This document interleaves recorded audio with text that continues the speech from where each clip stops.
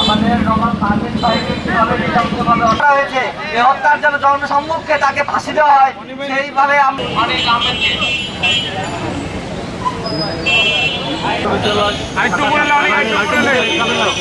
সক্রিয় এবং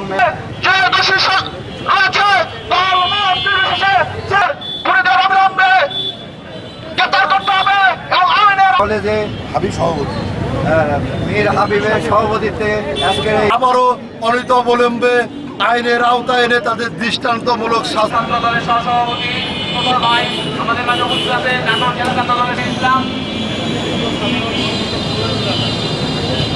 প্রতিষ্ঠাতা সাধারণ সম্পাদক এই অত্র নবাব সিরাজউদ্দৌলা সরকারি কলেজ ছাত্রদল বাংলাদেশ জাতীয়তাবাদী ছাত্র দলের একজন সক্রিয় কর্মী।